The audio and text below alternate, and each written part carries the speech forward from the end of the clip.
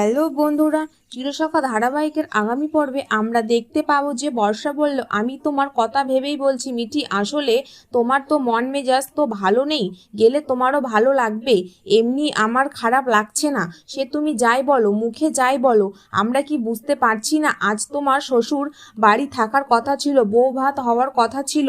কমলিনী বলল, মেনে তো নিয়েছে বর্ষা, মেনে তো ওকেও নিতে হয়েছে, সব বিষয়ে তুমি এত আগ বাড়িয়ে কথা বলো, মাঝে মাঝে তো নিজের কথা বলাটা কন্ট্রোল করতে পারো। বুবলাই বলল, এইভাবে বুঝিয়ে তো কিছু বলার নেই, আমরা কি বুঝতে পারছি না, না কিছু বুঝি না, আজকে কি হওয়ার দিন ছিল আর কি হলো। দেখো বর্ষা, নিজের সম্মানটা নিজে ধরে রাখতে শেখো, আমরা সবাই একসঙ্গে ঘুরতে যেতে চাইছি, মানে আমরা সবাই একসঙ্গে থাকতে চাইছি, মিঠির উপর তোমার দরদ ছিল না, দরদ বর্ষাদি।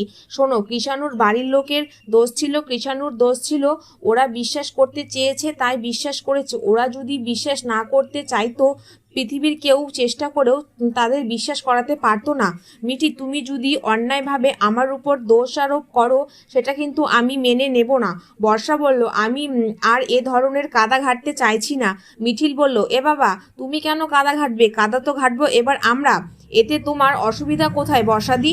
মিঠিল, এখন না বাড়িতে অনেক বড় সমস্যা হয়েছে, নিজের সংসার ভেঙে গেছে, তাই সবাই মিঠিকে নিয়ে ব্যস্ত হয়ে আছে।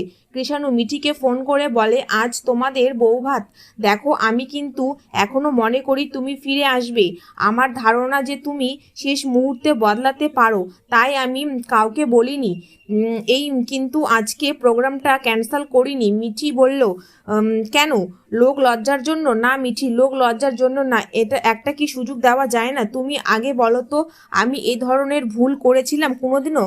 আমি তোমাকে ছাড়া থাকতে পারছি না মিঠি, জানতে হলে অবশ্যই আমার চ্যানেলটিকে সাবস্ক্রাইব করুন।